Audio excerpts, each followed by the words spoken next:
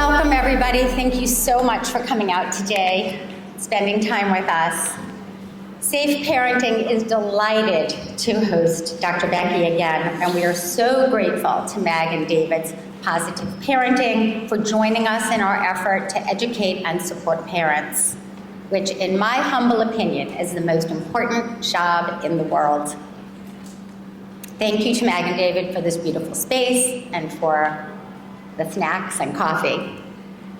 I'm just going to take a moment to tell you a little bit about Safe Parenting's mission. Safe Parenting is an initiative of the SAFE Foundation.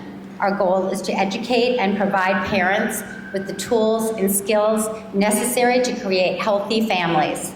We believe that strong, confident, independent children who learn how to manage their anxieties and insecurities will more likely grow into resilient adults who are better able to navigate the pressures of the world without turning to substances or forming addictions. Please follow us on Instagram at Safe Parenting and engage with us. Let us know what you need more of. We are here to serve you. Okay, I am thrilled to be here with Dr. Becky to moderate a conversation about her debut picture book, That's My Truck, a Good Inside Story about hitting, and her Good Inside parenting philosophies. I think most of you already know the incredible person sitting next to me. She really needs no introduction. In addition to being a best-selling author, Dr. Becky is a clinical psychologist, mom of 3, founder of Good Inside, and New York Times best-selling author. She is also known for making parenting advice feel human, practical, and transformational. Dr. Becky, last time we spoke at our Safe Parenting event, we had an informative and enlightening conversation, and we are so happy to have you here again. Your work is rooted in the Good Inside philosophy. How do the core principles from your approach come to life in That's My Truck? Well, first of all, thank you. So good to see you again. And thank all of you for coming, for carving out time.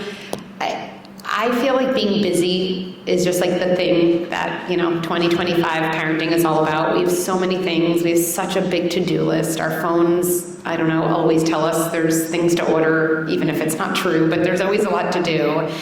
And so to me, your willingness to carve out time to be here today, that's an act of intention. I know that didn't just happen, and there'll be so many things we talk about today where all of us, me too, are thinking like, oh, I didn't do that, or I have to do a better job at that. But I want today to be in the spirit of kind of the energy that brought you here, which is that clearly you're a parent who deeply cares about your children.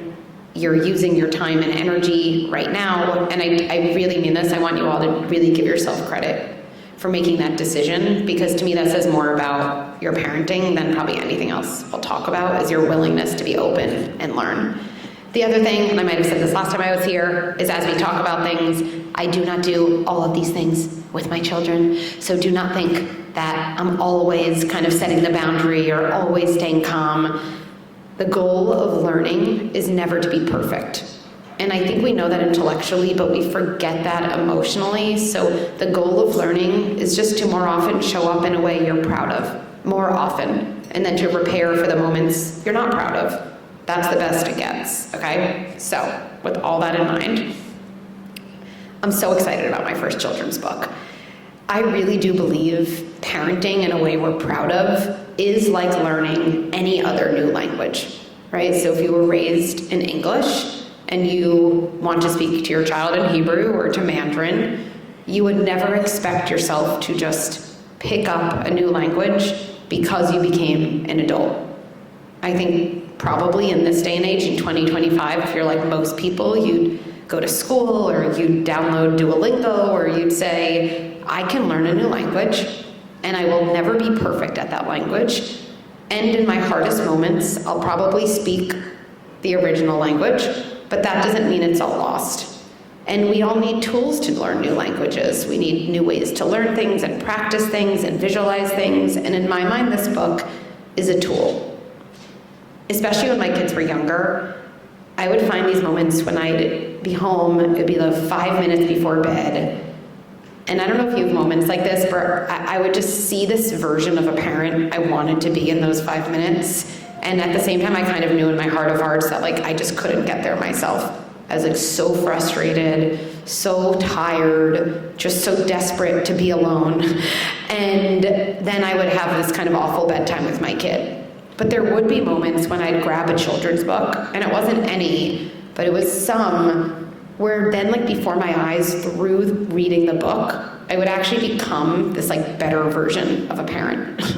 I'd be saying the words I'd want to say, I'd have a meaningful connection, and that's what this book is. It is an embodiment of everything we believe at Good Inside, that under bad behavior is always a good kid, that we can understand bad behavior, and that doesn't mean you're approving of bad behavior. These two things are conflated all the time. Like, oh, I wonder why my kid's hitting. There's some voice, maybe it's like an in-law, or they're like, you're not just gonna punish them, and I think we don't do this in any other area of your life. Like, I would say raise your hand, but none of you would. How many of you punish your kids for not being able to swim? I can't imagine that would be the most effective strategy for teaching your kid how to swim. We don't send them to their room and say, come out when you can swim. We give them lessons, and then we actually understand what thing they're scared of, and then we work on that thing, and nobody criticizes our parenting because of it. Understanding what's not working is a precondition for improving behavior in sports and in emotion regulation. And I think this really brings it to life, that you can be a parent who can be very sturdy, who can set a boundary, who has command of the situation, but you can do that in a way where you still really like your kid and you're connected to them in the moment, and you're actually helping them, not adding to their kind of overwhelm or frustration. It's amazing. I mean, storytelling is such an important tool, and that bonding time, that reading before bedtime or any time is very special. So congratulations on your book. You all hopefully have gotten your free copy, so hopefully you'll all be reading this book to your kids tonight. Can you speak a little to the importance of separating behavior from identity, both in this book and throughout your broader work with Good Inside? Yeah, I think this is another kind of foundation, and hopefully, you know, what I want people's interactions with Good Inside to be in general is, you know, I think now that everything we've done in an amazing way has gotten bigger, you know, I think some people will come up to me when they see me on the street and they'll just be like, I love your Instagram reels, I love your scripts. First of all, any compliment I will take, I'll be like, thank you. You know, there's enough parts of our day where we don't get compliments, so that always feels good. But I can tell you it's not really what we stand for, because to me, when we think we can parent through memorizing someone else's scripts, it actually makes us really anxious and almost less confident as a parent, because we go into the mode of what am I supposed to say instead of what's really going on here and what's a helpful way to think about this. To me, much more powerful than knowing what to say is knowing how to think. And knowing how to think about things isn't something we learn overnight. It's a muscle we can build, and it has a lot more to do with principles and foundations than it does with very, very specific words. And then the benefit is amazing in that over time you're like, yeah, of course I need a script here and there, we all do, but I actually kind of make up my own because I feel so confident in the situation. And I think a core foundation of Good Inside is that you are not your latest behavior. Who you are is different from what you just did. And this is definitely true in this book, but this is also, I would say, true in adulthood. It's true in the workplace. It's true with your mother-in-law. It's true with the teacher. It's always true. Who you are, shorthand for that is that's your identity. And I think what really feels novel about Good Inside is we have the assumption that who you are is good inside. You are a good person inside. Now, that is totally different than your behavior. Behavior is often what's visible. It's something you do. And holding those two things as separate, even with your hands, this is who my kid is, they're good inside, this is what they just did, they just hit, that's a behavior, is actually the most important foundation for you to be a more effective parent. Now, our mind goes to a million places right away because, especially in this day and age, our mind likes really simple, rigid thoughts because it's easy. And so it's very normal if your brain goes to, oh, so it's just okay that my kid hit his sister? Oh, so is this just permissive parenting? Oh, so it's not a big deal that my kid is lying to my face? Nothing about separating behavior from identity excuses behavior. It just sets the foundation to understand behavior, to see behavior not as a character deficit, but as a skill deficit. And then, just like in swimming, you can start thinking, what is my child's behavior showing me about the skill my child needs to build? So let me take this out of context because, again, it just makes it more obvious. Let's say your kid is playing basketball and they're on a team and they have a coach, and all of a sudden they can't even make a layup in the game. And you might think this is a kid who generally makes layups. They're just missing all their layups. In my mind, a good coach might set a boundary and maybe they take your kid out of the game. Not from a place of being annoyed, but from a place of, hey, it's not your day right now. Not going to dig ourselves in a deeper hole. You're going to come sit on the bench. And then after the game, you hear the coach say this to your kid. Hey, do you think you can ask your parent if they can bring you to the gym like 15 minutes early tomorrow? Something's off with your layup. We got to get to the bottom of it. I believe we can. We're going to figure it out, and we're going to practice that. And I feel like the next game is going to go better. I just don't think any of us in that situation is like, oh my goodness, the coach. They're basically saying it's okay to miss layups in games. Like, is anyone in the audience thinking that? Oh, what a permissive coach. Oh, my kid's never going to learn how to make a layup if the coach is spending time understanding why they're missing layups. Or are you like, that's laughable, I would probably think that's the best coach in the world because, of course, my kid needs help to make a layup because clearly something's off, and how are they going to change if the coach doesn't help them? We would never call that permissive. In fact, if you heard a coach say, look, if you don't make layups by next game, I'm going to tell your parents to take away your iPad time. I have a feeling you'd be like, why is my kid on this team? Like, why would that, what is even the theory of why that would help? Now my kid's going to go to the game with more pressure, feeling awful about themselves, feeling like even their coach doesn't believe in them. And that's going to help them play better? We would never stand for that.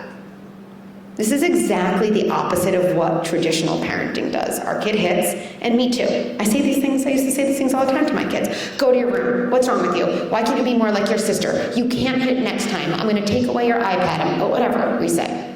And then we don't even follow through usually, right? It's like, we're like, oh, did I really say that? I don't even want to say that. And then we undermine our authority anyway, right? I've done that too.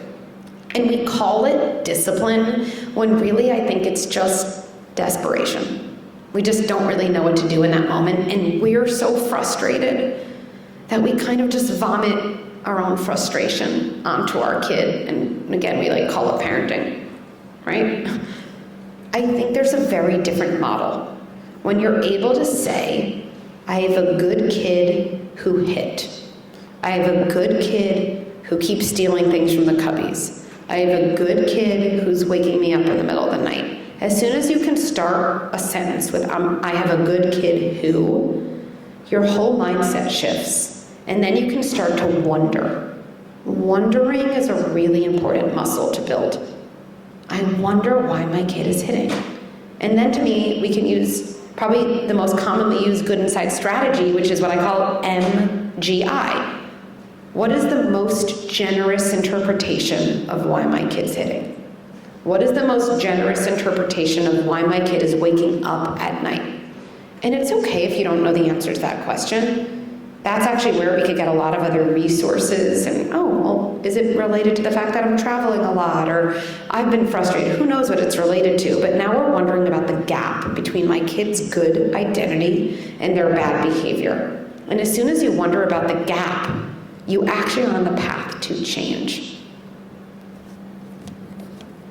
So interesting. As you were talking, I was thinking sometimes parents are really hard on themselves. Also, saying I'm a bad mom or I handled that so poorly, instead of giving themselves the most generous interpretation. I was just really tired. I'll do it better next time. And That's right. that skill deficit. I mean, that's why we're here. That's right, and I want to double click on that because to me, again, the best part of Good Inside is like we're all really busy. None of us have that much time to learn all the things, and I'm someone who likes to be efficient, so I'm like, if I could learn something in parenting that also helps me, like we can kill two birds with one stone. That's a pretty good use of our time. There's nothing we talk about at Good Inside that's not equally as applicable to your own growth and to your own leadership of yourself at work, with your partner, with anybody. And so this is potentially an even more important skill. If you have a hard time staying calm when your kids act out, it's probably because you're very critical of yourself when you act out. How you talk to yourself is the foundation for how you talk to your kid, which actually is very empowering because then you can think, oh, so even when I'm not with my kid, if I practice talking to myself in a different way, will that more naturally mean I'll talk to my kid in a different way? Yes, and again, now we're kind of in a beautiful way away from memorizing scripts, which are never going to come to us in the moment if we're triggered anyway. So maybe right now, let's do a little exercise. I want everyone to think about a moment in parenting today or in the last couple days that you're not proud of. And if you're thinking, like, I was a really perfect parent the last couple days, you're lying, so don't do that, because none of us are. Okay, so if you're like me, I'll actually think about a moment this morning, okay? So I have like 20 minutes with my kids before they get on the bus to school, and every morning I'm like, I'm gonna keep my phone in, like just in my bathroom. And a lot of mornings I do, and then other mornings I don't. Like, it feels like my emails are like really important to respond to. They're not, but it feels like that. And then I get distracted. And so many issues we have with our kids in the mornings, it actually simply comes from the fact that our phones are in the room because we're distracted. It's just true. We don't have to blame ourselves, but it's just true. So my moment would be today. I was distracted, definitely had more issues with my kids. My spiral version, which is when I have behavior collapse with identity, is, oh, I'm such a bad parent. Like, I can't even do this simple thing in the morning. What's wrong with me? Why don't I have my stuff together? If I say, wait a second, I'm a good mom who was distracted on her phone this morning.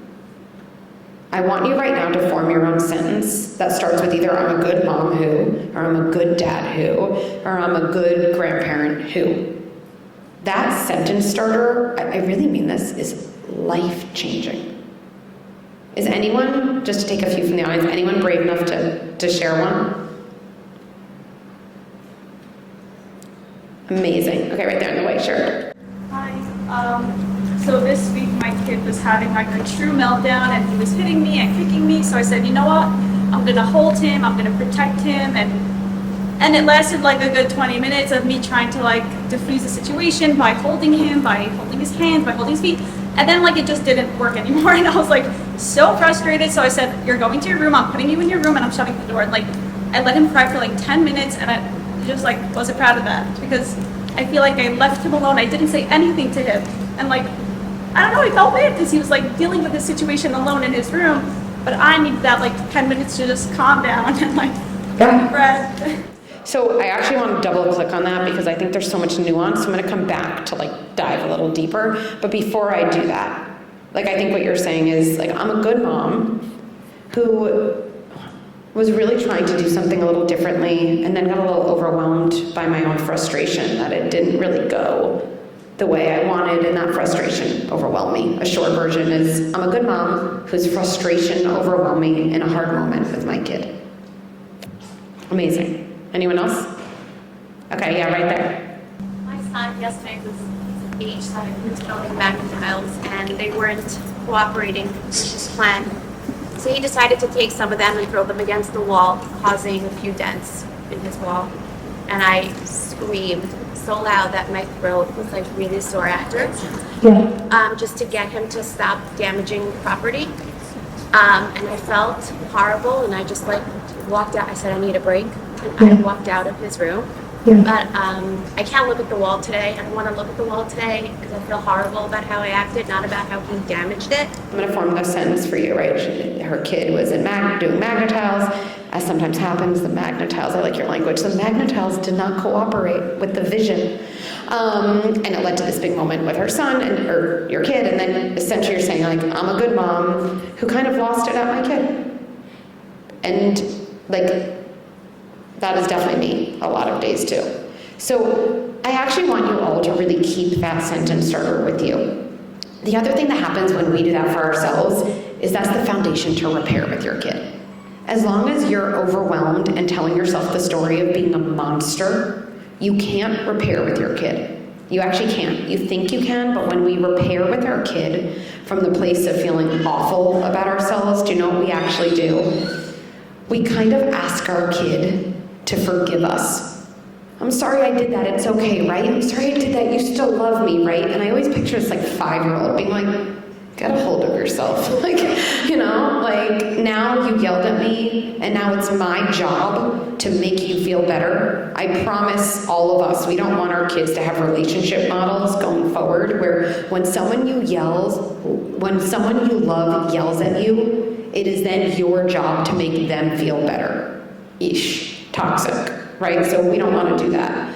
But that's why we have to say, I'm a good parent who, okay, I'm human, I can do something about this, I'll do it differently, I'll dig into some education, and now I can go repair as something to offer my kid. I'm sorry I yelled, period. I'm sorry I lost it, period. I'm not asking my kid in that moment to make me feel better because I've actually already done that a little bit for myself. Okay, so I had this question. I want to just acknowledge the parent who talked about the timeout, because I think your situation was a little different, maybe protecting yourself, well, you can address it, because I'm not the professional, but this is the question, and then I just wanted to keep that parent in mind. A lot of parents turn to discipline strategies like ignoring timeouts or punishments. How do these compare to the approach you recommend in Good Inside? Yeah, so again, I think there are these dual foundations at Good Inside, which is like parent education is important. We've been fed this really awful narrative by the world. In my mind, I'm just going to say it, like I think maternal instinct as a concept, which was invented by a man, shockingly, has had a profound impact on us. I just don't know any other job in the world that we tell ourselves, I should be able to figure it out by myself. It shouldn't be this hard. And again, in Instagram reels and podcasts here and there, again, we would never go see a surgeon who's like, I get my education on Instagram. We'd be like, well, there's med school. Maybe I'll go to the doctor who did that, right? In every other job that's difficult, if you think lawyers, doctors, psychologists, like they take such pride in their education. They brag about how many years. As a CEO now of a company, like I talk to my friends, they brag about their executive coaches. I don't know any investor who would invest in a founder who's like, oh, I don't need education. I know everything I need to know to lead a company. Parenting is like the last place where we still have this old, in my mind, BS narrative. I should be able to do this. Why? You're probably parenting differently than you were parented. Why would that come naturally? Speaking Mandarin doesn't come naturally if you were raised in English. And that doesn't mean you're a failure. Investing in education for Mandarin would make you so cool and so amazing that you want to feel supported, right? So that's over here. Then over here are all these things we hear from the world. If you don't punish your kids, you're letting them get away with things, right? I'm sure you all hear from people around you all the time, you're just gonna let them get away with that? You're just gonna do nothing, right? And you're like, oh, am I doing nothing? And then you do things and you're like, what am I doing? I'm trying to make my mom happy with me. I'm an adult, I don't need to do that anymore. And everything feels awful, okay? So I want to speak about timeouts and punishments, but I think the bigger backdrop is, of course, we all resort to that. It's how we were parented, number one. It's in our bones. And most of us haven't really invested in what I would consider a true parent education to have enough support to feel confident about doing something else. Here's why I don't love punishments and timeouts, even though of course we all say them once in a while, me too. They don't actually teach a kid what to do to improve their behavior. To me, bad behavior can basically be explained by a very simple visual. Someone's feelings were bigger than their skills. Every time. That's true for adults too. When you're at a restaurant and you hear someone at the next table be kind of nasty to the waiter when their food is taking too long, their skills were not strong enough to manage their own impatience. Sure, speak up to a waiter, but I think we'd all say there's never a reason you should be rude to a waiter who probably doesn't even have control over that anyway, right? Skills weren't big enough. Nobody in the world has ever learned skills by being punished. Again, we don't teach kids to swim by punishing them. We don't teach them basketball by punishing them. We don't teach CEOs how to be better managers by punishing them or taking things away. Ironically, if bad behavior comes from hard feelings that overpower skills, do you know what punishments and timeouts do to kids? They make that gap bigger. It's almost laughable. So now I have shame and more anger because I feel so misunderstood on top of the feeling that overwhelmed me in the first place. And that's gonna help me do better next time. It's just that it's what's been done over and over that we think it's normal.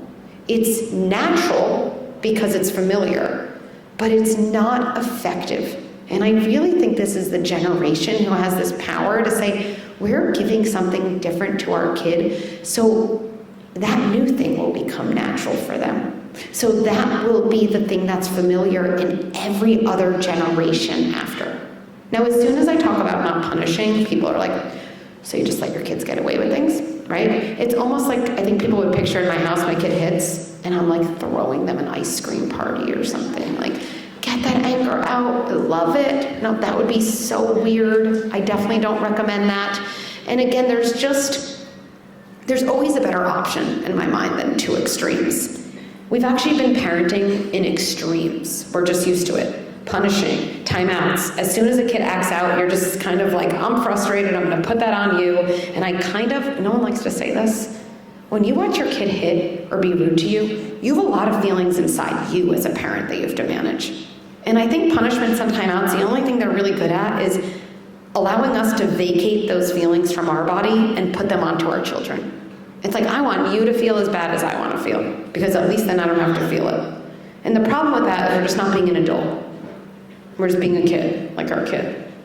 And there's a lot between punishments and timeouts and letting your kids get away with everything. And I think the key thing that people don't understand well, that's smack in the middle, and what we stand for at Good Inside, is what a boundary really means. Kids are allowed to feel anger.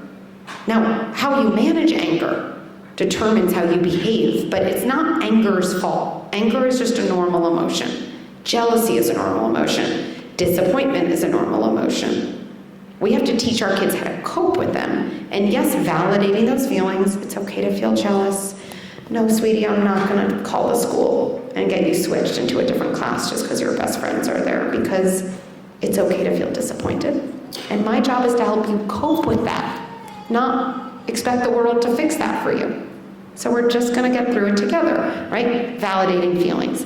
Boundaries, in my mind, are the best friend, and these days the neglected friend of the parenting equation, if validation is the other. So I want to share a definition of boundaries, because I want you to think, if you thought in your own head, my kid doesn't respect my boundaries, right? This is something I hear a lot.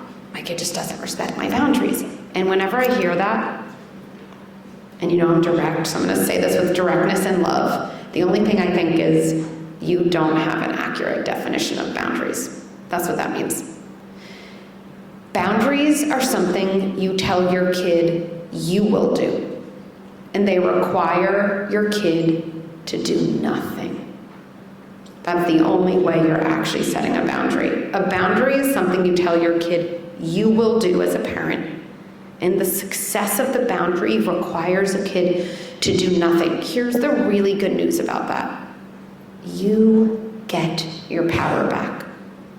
It is very powerless to think the success of my intervention requires my 3-year-old to react in a certain way. Like, I'm not making that bet. No offense to your 3-year-old. I'm sure they're great, but they're 3. Like, I'm gonna bet on you every day before your 3 or your 13-year-old.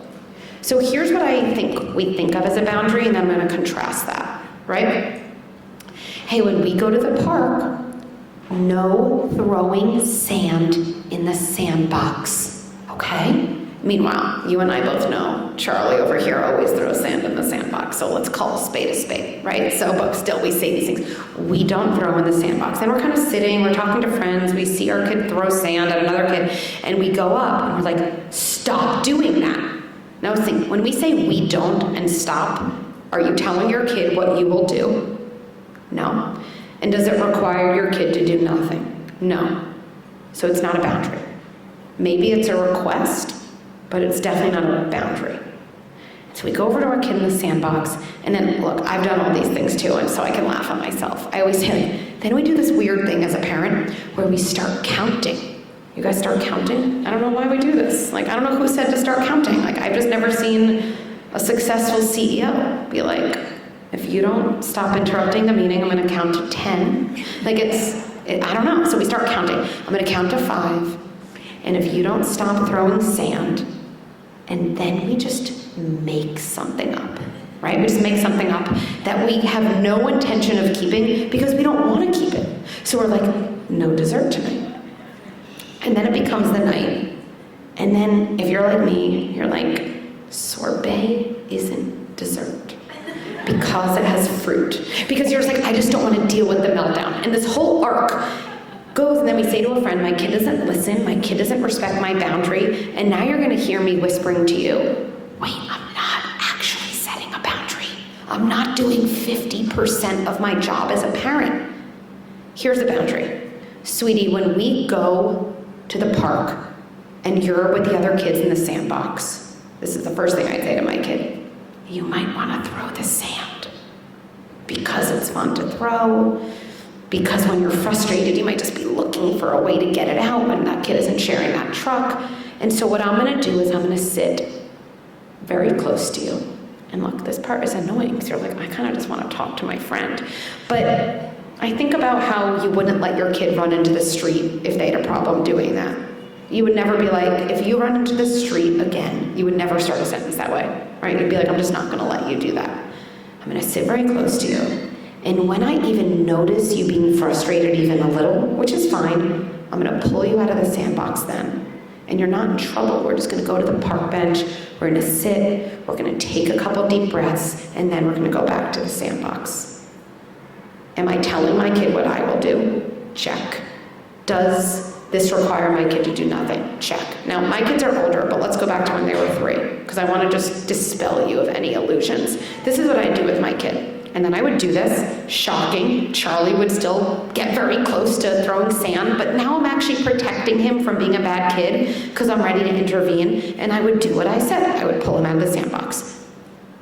When you set a true boundary, your kid, like my kid does not say to me, like, I really needed that. Thank you.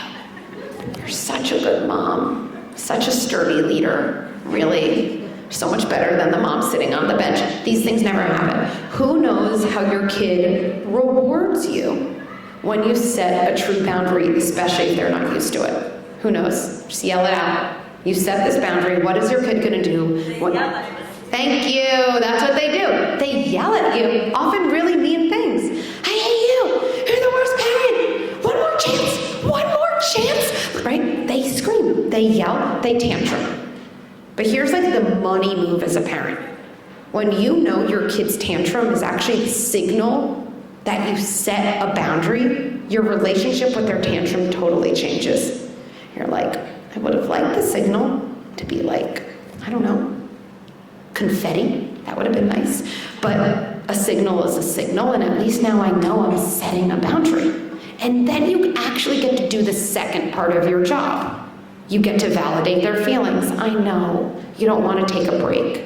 I get it. It feels embarrassing to be pulled out of the sandbox. Same thing, your kid's jumping on the couch. We're not gonna. Now, counting's not all bad. Sometimes you want to give kids a chance, but to me, it's just like relied on way too much. So a boundary would be saying, by the time I get over the couch, if you're not on the ground, I'm gonna pick you up and put you on the ground. Mentally, you know, when I do that, my kid's gonna scream. And then I can say, I know it's no fun to jump on the ground. You wish you could jump on the couch. My kid will try to get back on the couch. If you have a kid like my kid, you will block them because this ain't your first rodeo and you know how to do this. And you're gonna say, I'm not gonna let you get back on there. And then this becomes very boring. Boundary, protest, validation, hold boundary, protest, validation, hold boundary, and then the whole thing starts to get much shorter.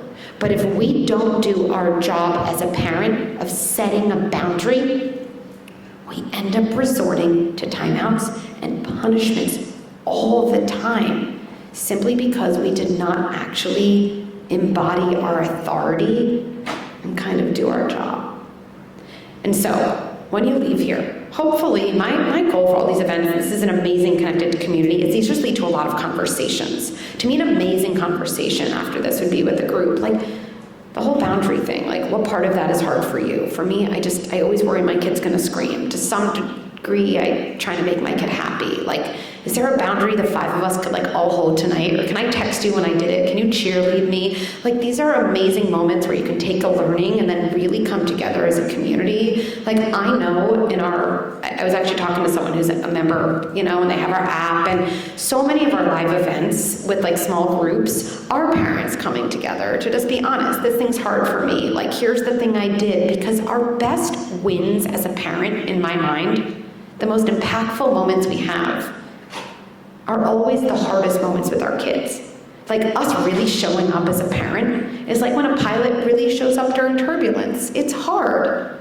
And that's the moment when you really are sturdy. Oh, I set that boundary. I carried my kid out of the grocery store. And then you do want somewhere to go. For some parent, it's not gonna be your kid, but for another parent, be like, you're amazing. That really mattered. Your kid is gonna be less entitled because you don't let them just be happy all the time. Let's give each other a hug around that. And I think communities can really do that. And I think this is a community that I know really shows up for each other. And so to me, that's the version of how you can extend this after. Oh, I love that. We should discuss that. Mag and David, positive parenting, with ways that we can keep this group connected and supporting each other. Maybe another way, another avenue of talking about boundaries, as somebody mentioned this earlier, this is new. And so often the parents of these parents have things to say. Maybe they might be boundary crossing a tiny bit. How can these parents address that? I love talking about grandparents.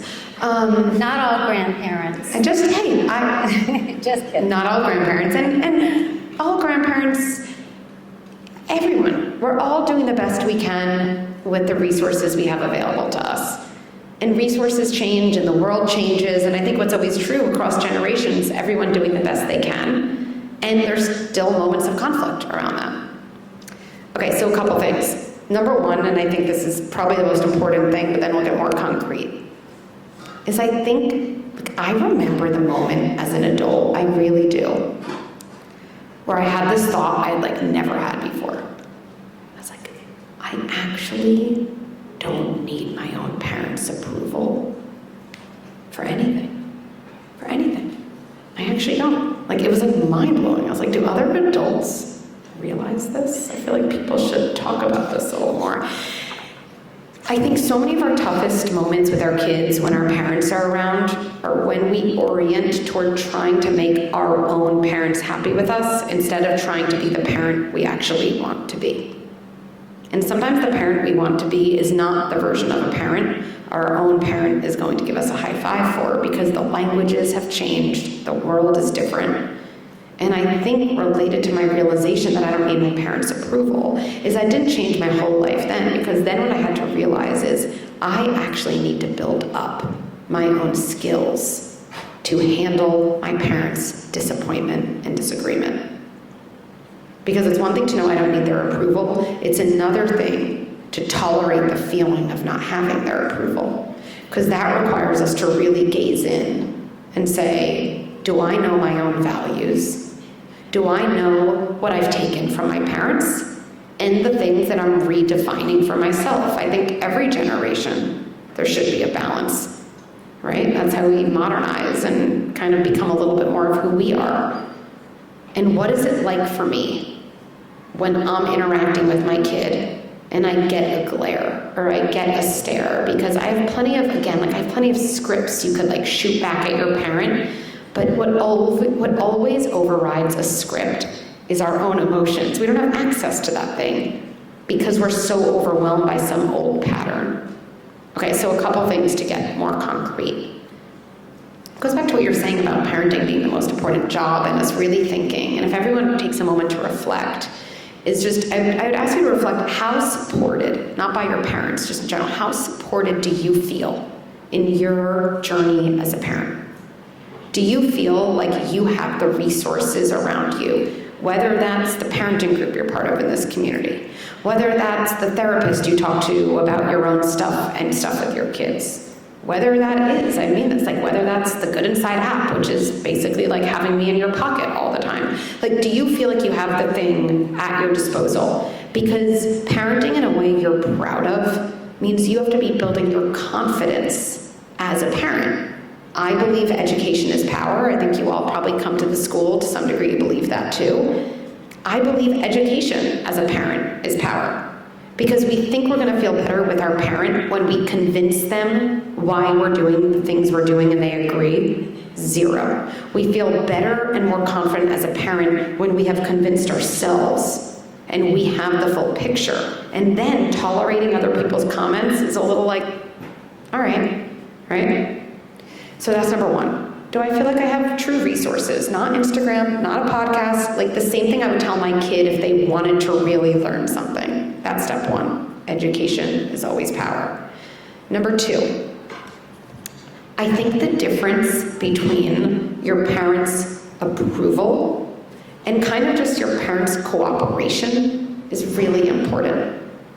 Sometimes we need our parents to cooperate with decisions we've made, even if they don't approve of them, and we have to tolerate, again, what that's like. So words like, I appreciate you keeping your thoughts to yourself, knowing that we're doing things a little differently, or at least keeping those thoughts to yourself around our kids. It's confusing to the kids when we're doing things one way and you're criticizing my decisions in front of them. So I'd at least ask you to keep those conversations in private, number one, right? Saying to your parents things like, look, it's true. We are doing things differently than you did with me. And I know this is hard, but that's really not an indictment of your parenting. I believe me and you are actually doing the same thing. We are both doing the best we can with the resources we have available. And even if that might look differently on the surface, this is not a criticism of the way you raised me. Another thing I think that's really important with grandparents is, again, putting approval over here, but just seeing if you can involve your parents in the conversation. And I think the way we often involve grandparents is by trying to get approval, and we really shortchange what can happen before. Hey, would you be willing to watch Dr. Becky's Deeply Feeling Kid program with me? Because I think my son is really a deeply feeling kid. Here's the truth. If you watch it, you will probably disagree with a lot of the things she says. That's okay. Because at least then you and I have kind of common language to talk about. And so knowing you can disagree with it, would you be willing to watch it together? I know I'm much more willing to do something if someone gives me permission to disagree than if it feels like they're saying, can you just watch this because this is right and you're wrong? And then I think a mantra goes a long way too. Simple words to yourself, like, it's okay if my parents disagree with the way I'm doing things. Really simple. It's okay if my parents disagree with the way I'm doing things.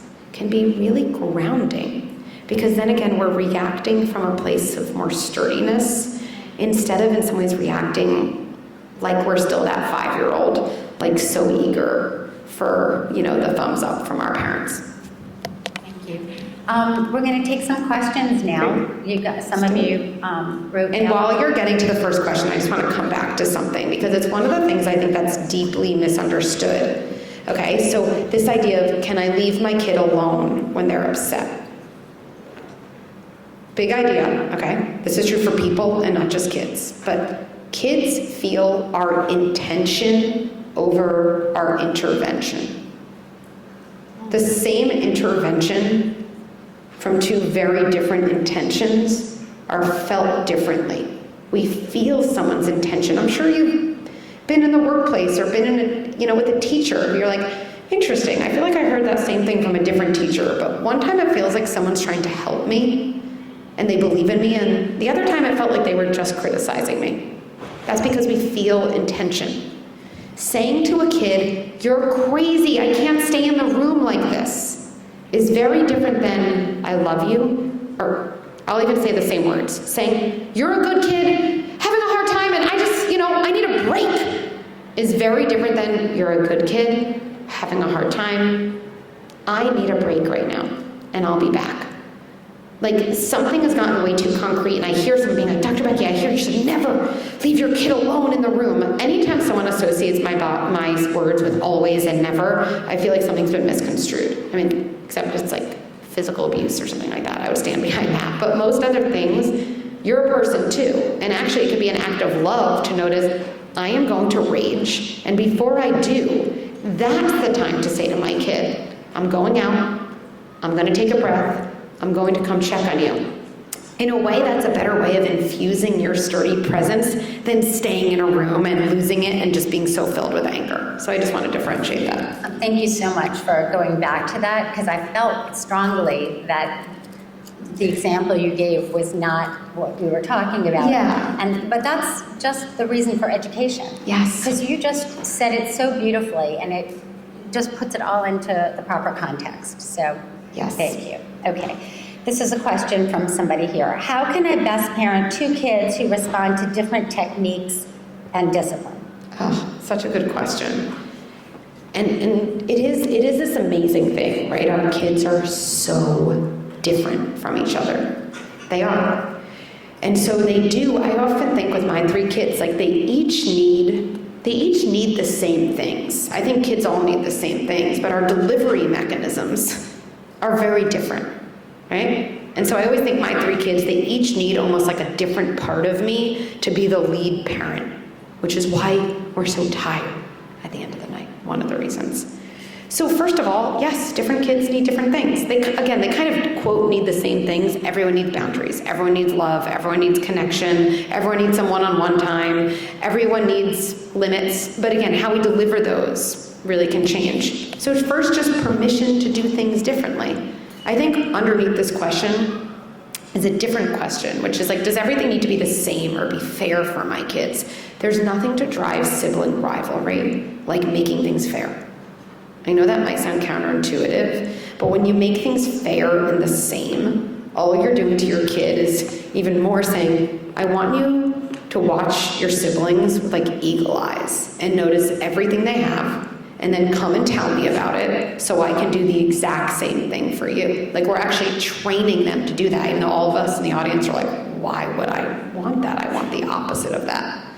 So one of the first things you can do, and again, our sibling program, again, this is where you said it right. When we hold ourselves to this 90-second of information, we miss the nuance. And we're like, I thought I was supposed to be doing this thing. That thing is always representative of something so much more nuanced. And I wish for you all the gift of that sturdy foundation, because that's when things actually get easier.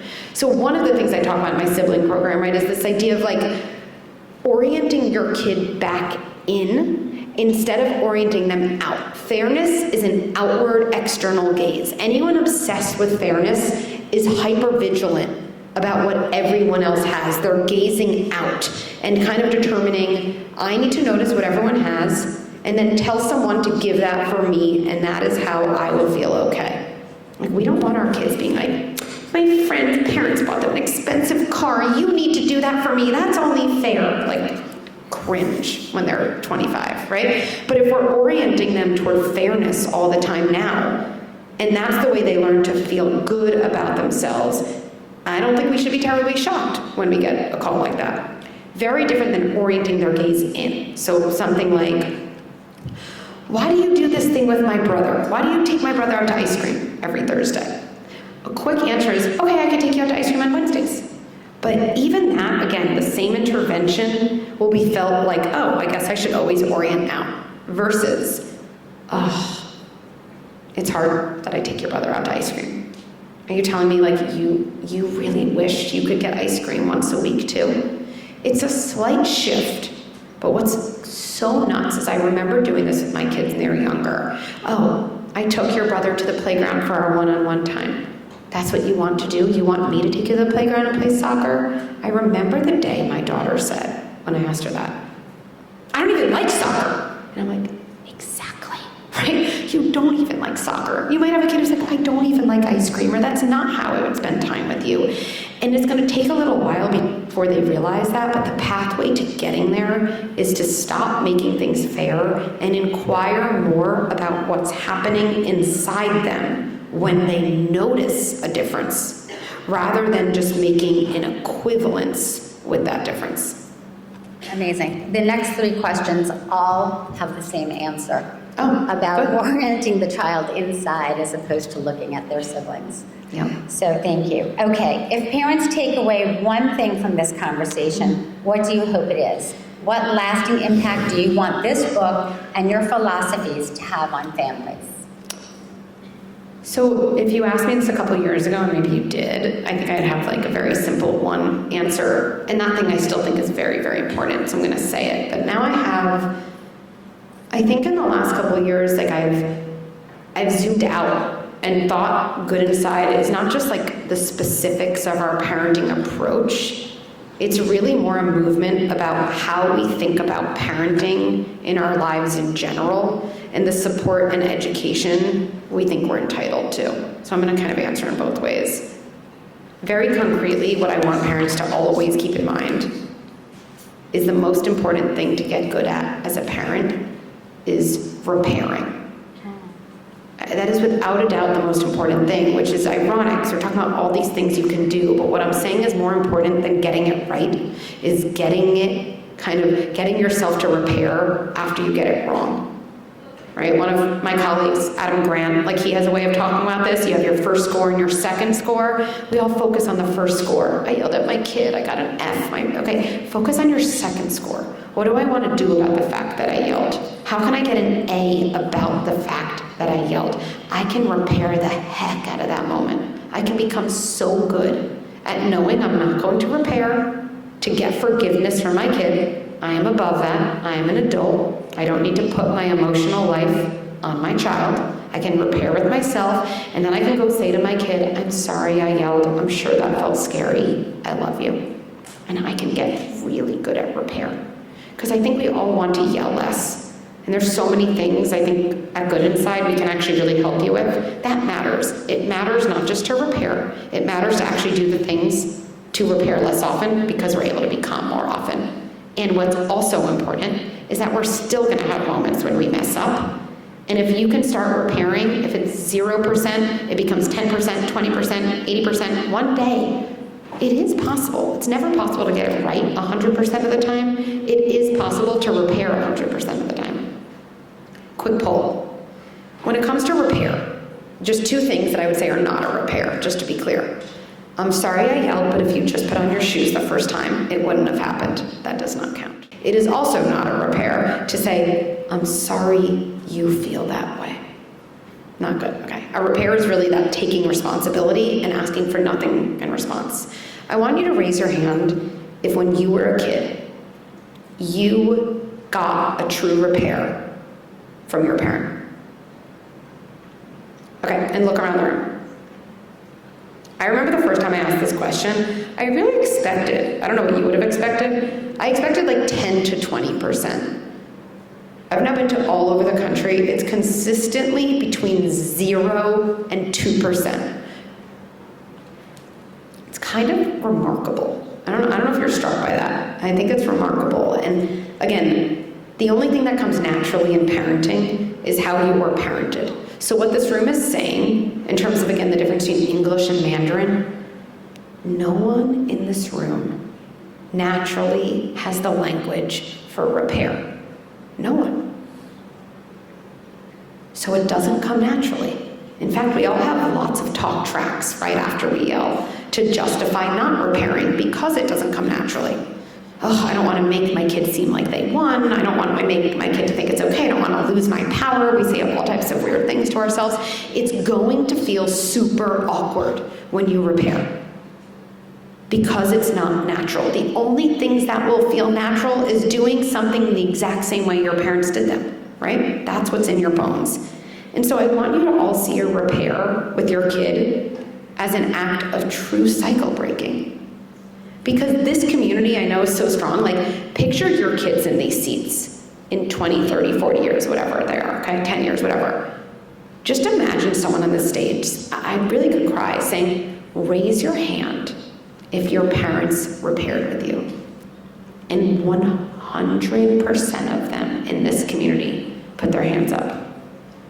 Like, how amazing is that? And this is a group that can really make this possible.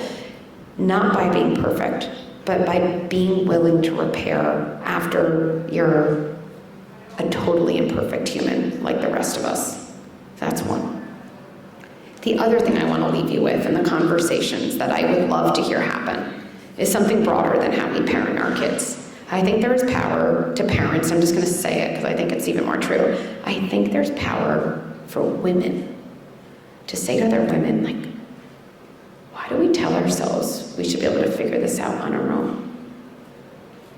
Why do we invest all of this money, I don't know, in wallpaper, in shoes, but we think we should get by in parenting on Instagram Reels? Why do we do that? Like, that's so interesting. What would happen if we didn't? What if we really did have a parent education? Like, what else would change? Like, I kind of think the whole world would change if women felt empowered in parenting, given it is the thing we tell ourselves we care about the most. If you actually felt empowered and confident, not ashamed and alone at the end of the night, I really feel like the world would be in a better place, like fully. And I think, again, this is a group that can really, really change that. And so not bigger than repair, because repair also changes that. I just want you to hold that concrete idea. But then I want you to hold that bigger idea. I want you guys to talk about it with each other. I want you to kind of be honest about what feels shameful about, quote, raising your hand and saying, I could use help, and then going to get help. We love the version of help we have at Good Inside, but I'm equally as passionate about you all getting it in a different place if that's what feels right to you. I just think it's about getting an education and support. And so those are the two things I really want kind of Good Inside to have a lasting impact on. Really beautiful and brilliant. Thank you. I want to let you know something special for those of you who took the picture book. There's a copy, there's an insert, and if you scan the QR code, there are prizes. And prizes. I think one is a session alone with Dr. Becky. So definitely scan your code when you get home. Definitely read to your children tonight. And Dr. Becky, thank you for this very special conversation. And we hope to have you back again. Thank you so much. Thank you all for being here. You're incredible.